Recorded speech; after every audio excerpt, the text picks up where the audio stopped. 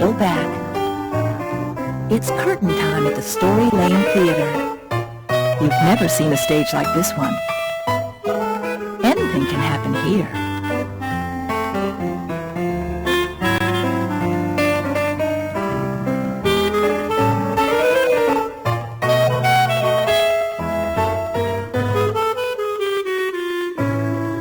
Today's main attraction is called Peachboy.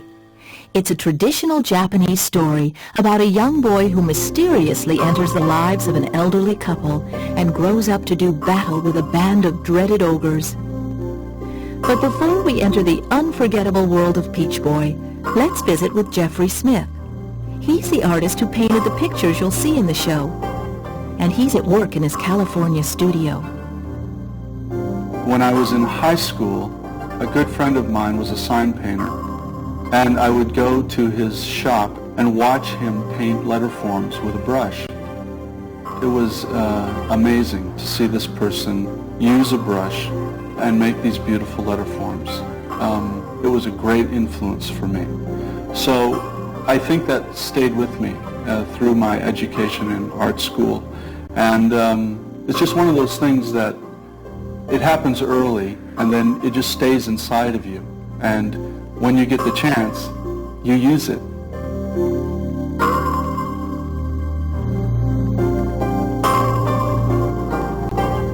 I was just very excited about the story of Peachboy. The minute I read it, I loved it. Normally, when I paint with watercolor. Being that it was a story from Japan, I decided to use materials that are from Japan. Materials that were just very different from what I use. They're called ink sticks. You take these little colored sticks, they're about 4 inches long and 1 inch wide.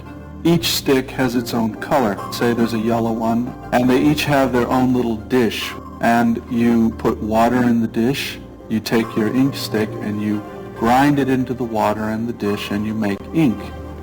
You dip the brush into the ink, and you paint onto what we call rice paper, which is a semi-transparent, a sort of translucent surface.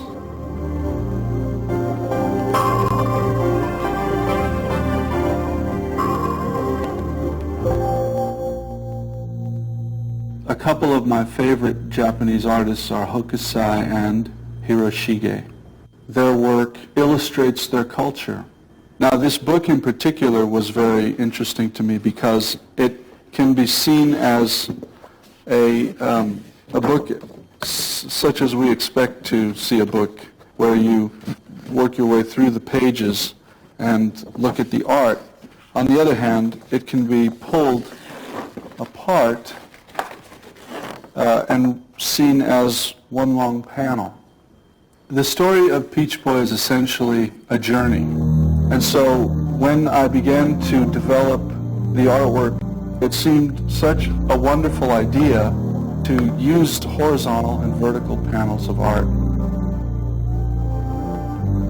And it was very helpful because for this very big moment in the story, I needed to make a piece of art that was really special, and a piece of art that was continuous. It connected several ideas. So this is a very long piece of art, and at this point in the story, Peachboy and the dog and the ape and the pheasant are sailing toward the island of the ogres. As they're sailing, all of the animals of the sea, the dolphins, flying fish, and whales, and thousands of birds join in a kind of procession. During all of this celebration, Peachboy imagines that perhaps he is really just dreaming this, because it's so glorious, and that perhaps he is in heaven. And then finally we see, as he would if he were in heaven, a sort of high vantage point view of the ship in the water. The journey is just a great example for a life. It's just a great way to tell a story. Peachboy is a simple story that has lasted for hundreds of years and appeals to kids in probably any culture. I hope that the kids in this country that see this tape will come to appreciate what is specific to the Japanese culture and also what our two cultures share in common. And now, let's settle back and watch the story of Peachboy.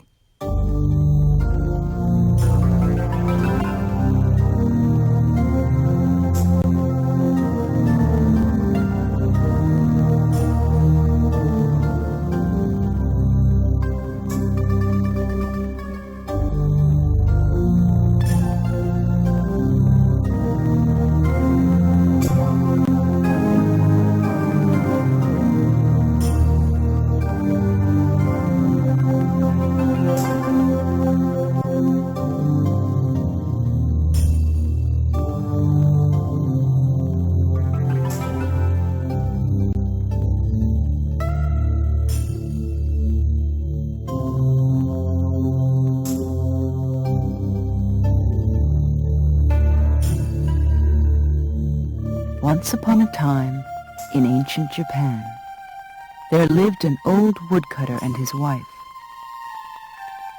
Many years before, their children had been stolen by a band of horrible ogres.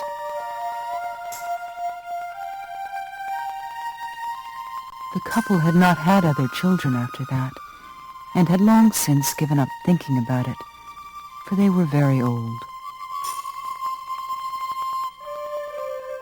But every now and then, as they sat on the veranda at the end of the day and watched the blue sky transformed by the orange and peach colors of the setting sun, tears would come into their eyes and they would sigh and remember the voices of their long-lost little ones and wonder what it might be like to have a child again.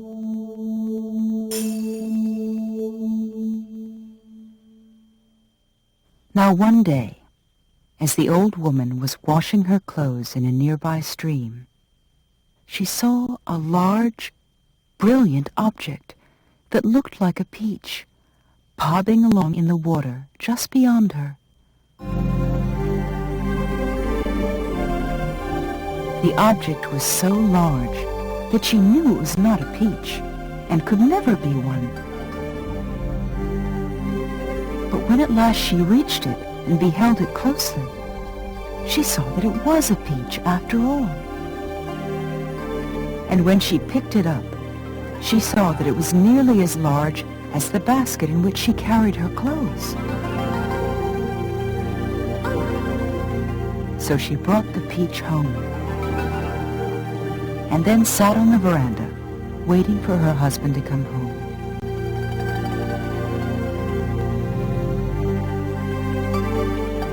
He was still a great distance off when she saw him and called out, "Oji-san! Oji-san! I have found a giant peach! Come quickly!" Now the old man was carrying an exceptionally large load of wood upon his back that day, but on hearing his old wife call out to him, huffing and puffing, he hurried up the path to their home. When he saw her sitting there on the veranda, with the monumental peach, he put the wood down and rubbed his eyes, thinking that perhaps because he was so weary, he was imagining things. But he soon saw that the unlikely fruit was quite real, and he marveled at it. And after they had beheld its magnificence for some time, they decided to eat it for supper. The weary Oji-san produced a large knife and proceeded to slice the giant object carefully in two halves. Just as he came near the middle, though, a little voice cried out. Before the old couple knew what was happening, the two halves of the vast peach fell apart, and a tiny child came out of the fruit's center, and stood before them, dripping wet. Now, of course, the old couple was quite dumbfounded, and they could only look at each other and shrug. But after a time, it became clear to them that now, even at this late point in their lives, they would again know the joy of having a child all their own. Their happiness on beholding the little child and on realizing what had befallen them in the twilight of their lives was so unspeakable that they sat and wept for many hours, and together experienced the singular sensation of not knowing what to do with their hands or feet. The years that followed were ones of great joy for the old couple. And now, when at the end of each day they sat on the veranda watching the sun crawl under the horizon's covers for the night, the Peachboy watched it with them. And for the first time in their lives, the powerful longing that came to them at this time of day found its long-deserved and proper rest.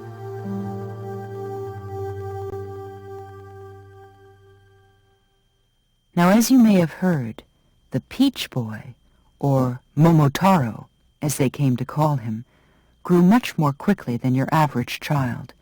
In fact, he grew so quickly that in only 5 years' time he was celebrating his 15th birthday. The old couple hardly knew what to make of the strange fact, but they were simple people, with few expectations, and so they came to accept it as a matter of course.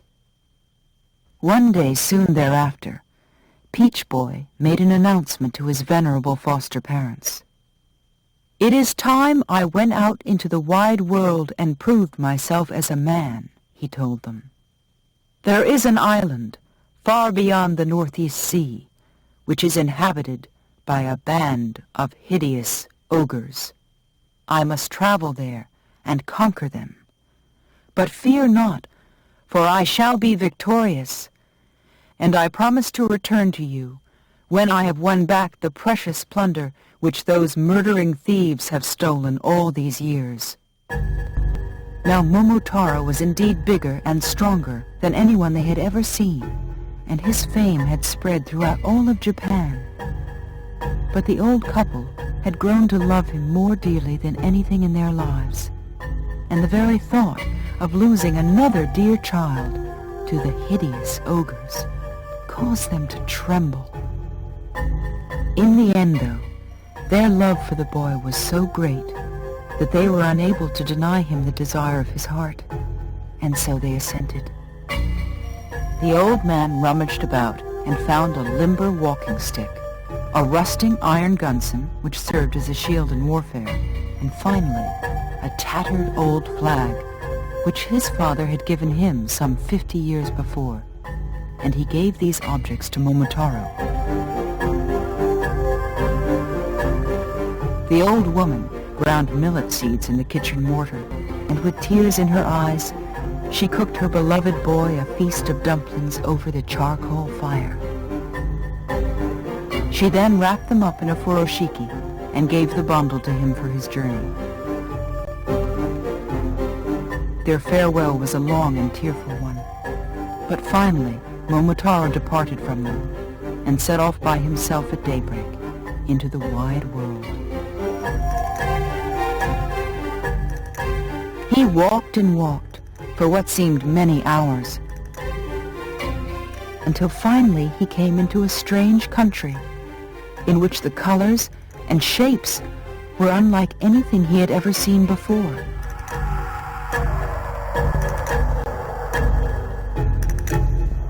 After a while, he began to feel tired and lonely, so he sat down in a large field beneath a tree to rest and have a bite to eat. But when he opened his bag and smelled the millet dumplings that his dear mother had made for him with her own hands, great tears welled up in his eyes. Just as he was finished eating, There was a terrific rustling in the bushes nearby, and suddenly a huge dog, the size of a colt, bounded out toward him. "Oh, what are you doing, trespassing on my land?" the dog inquired roughly, moving his head from side to side. "You better give me those dumplings, or I won't be responsible for my actions toward you." And he continued to move his head from side to side, eyeing the dumplings. "Ho-ho," Momotaro replied. "See here, little doggy. As I remember, dogs can't even talk. How is it, then, that you have the audacity not only to talk, but to demand of me the very dumplings which my poor mother made for me with her own hands?" Realizing that it was indeed the great Lord Momotaro of whom he'd heard, the insolent hound quickly changed his tune. "Oh, you are quite right that dogs can't talk, Lord Momotaro. Quite right indeed. What a silly notion. Please forgive me. I'll never talk again, although I still wouldn't mind one of those fine dumplings." "And you shall have it," Momotaro replied. "Will you also accompany me on my journey to the island of ogres across the Northeast Sea?"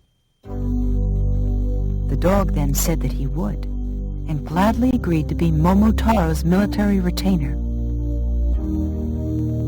He was then immediately given a dumpling, as well as the high honor of carrying Lord Momotaro's walking stick, and the two of them fell in together and began walking.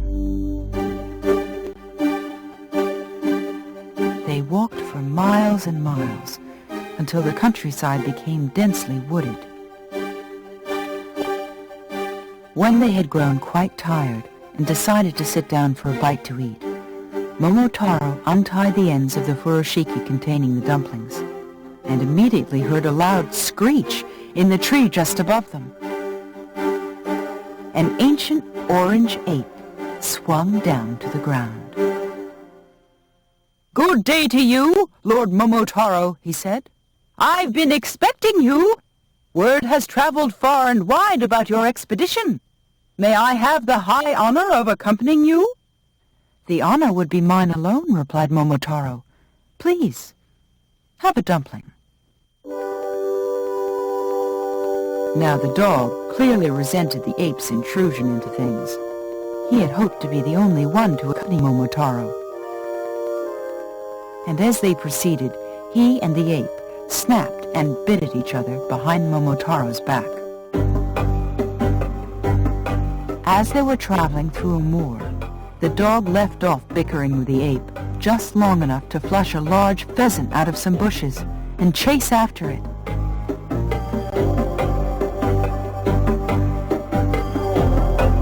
The pheasant proved more than a match for the large dog, though, and could not be caught.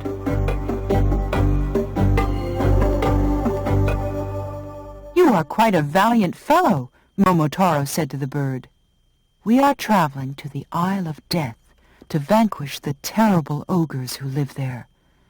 Will you do us the honor of joining our party?" The pheasant said that he'd been born for that very purpose, and agreed heartily.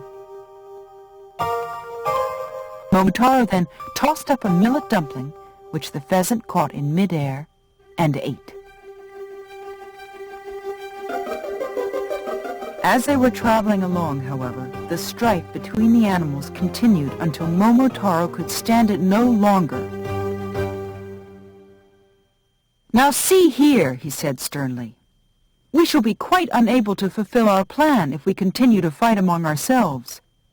The next one of you who steps out of line shall forfeit his place among the group."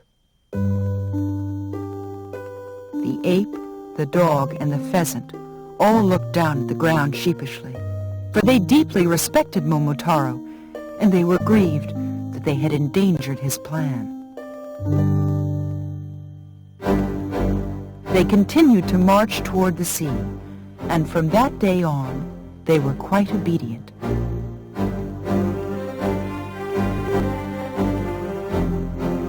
Finally, after many days of marching, they came to a cliff that overlooked the great Northeast Sea. But look as they might, there was not any island to be seen.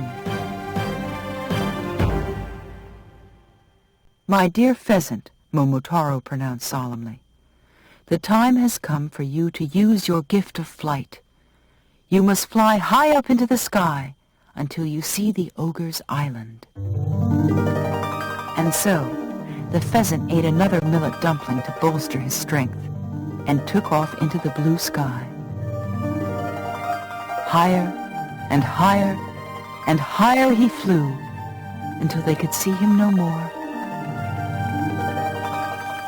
In the hours that passed, they constructed a ship.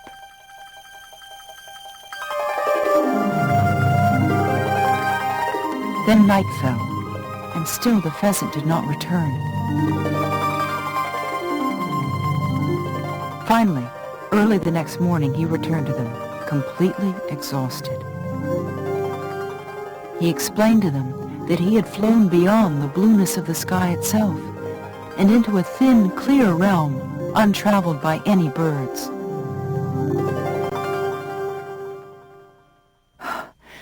"I had just flown through the horns of the crescent moon when I saw the island of the ogres," he explained. "It will be a long journey, but I will lead the way. Only follow me, and we will prevail."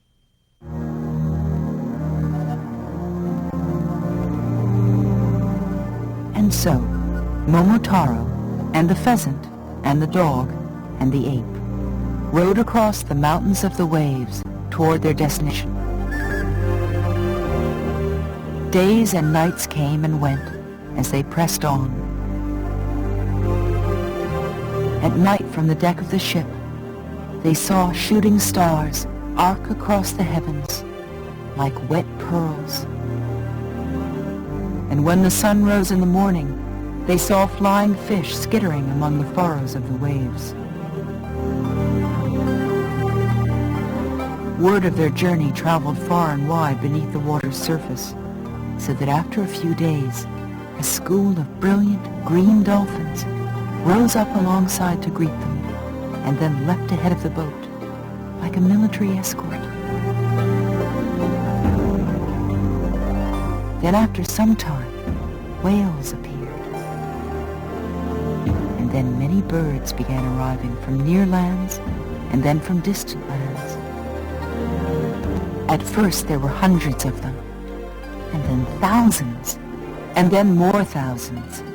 And they too escorted the boat, flying alongside in great multitudes, embroidering the air with song.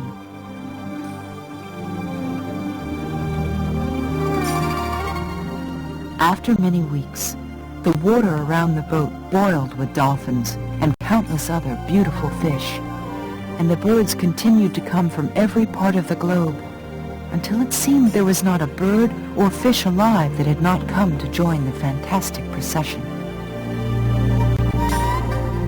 They traveled along like this for many days, until the sky became so filled with music and color, and the sea with fish and spouting whales, and the bright turquoise backs of the leaping dolphins, that Momotaro thought that perhaps he was in heaven, and had only dreamt of his life on earth and his trip to the island of the ogres.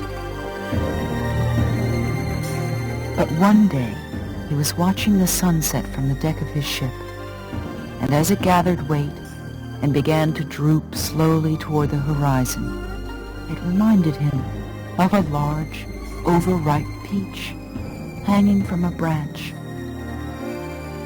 Then he thought of his origins, and of his years among the old couple who had raised him, and of how he had vowed to destroy the ogres. And he knew that life was not a dream, and that he existed in a world that was cohabited by death, and that he was not in heaven. No, not yet. And he wept.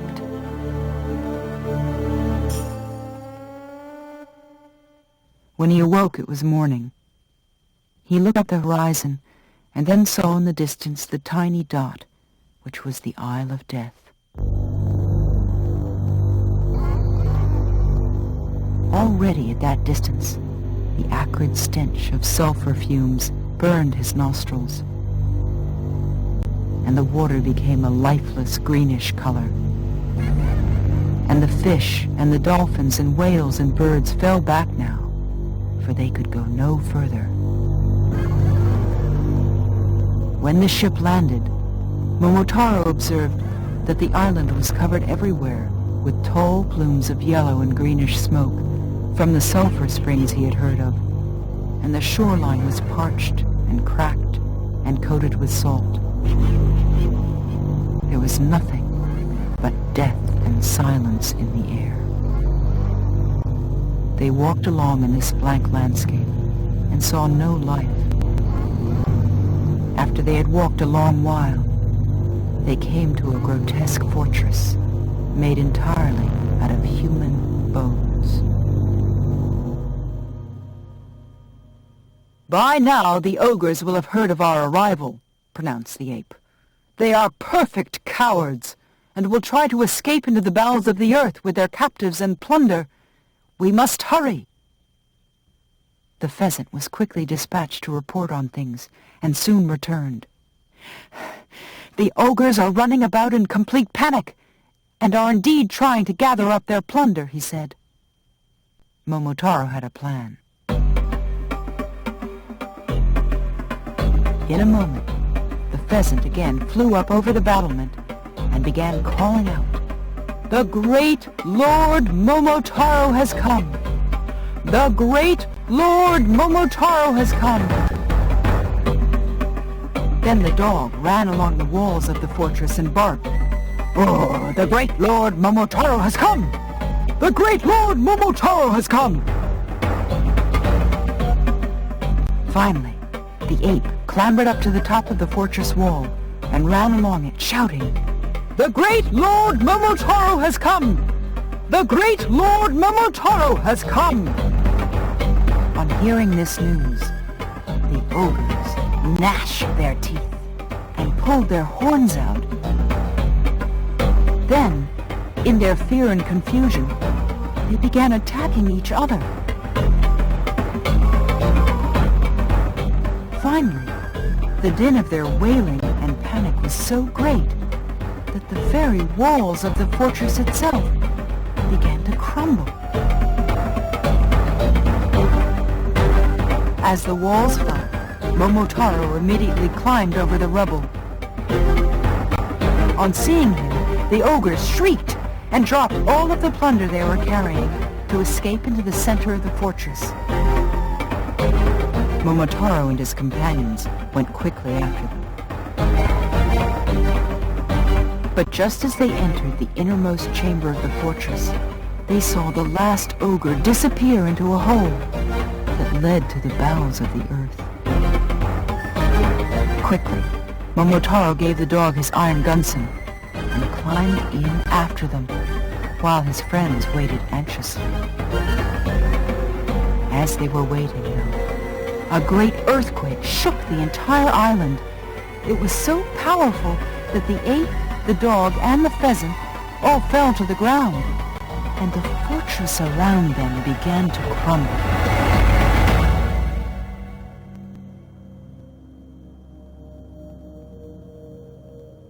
When it had finally stopped, they were quiet, for they were all convinced that Momotaro had met his end.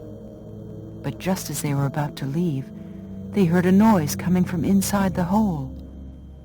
Momotaro was alive!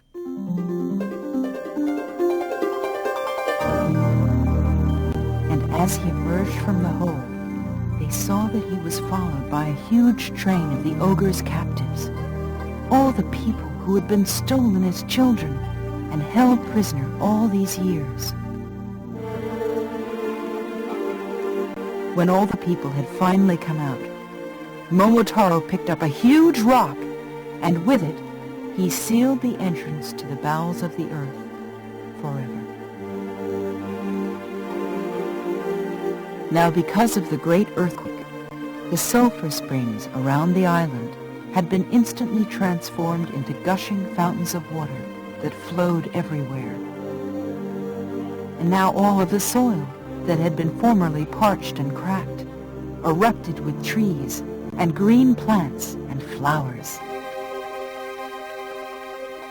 Even the horrible smell of sulfur and fear that was in the air evaporated and was eclipsed by the powerful and beautiful fragrance of peach blossoms. On seeing this, everyone sang out in joy. Then they marched back to Momotaro's ship with the ogre's plunder, and, accompanied by the birds, and the fish, and the whales, and the leaping dolphins, they began the long journey home, back into the setting sun.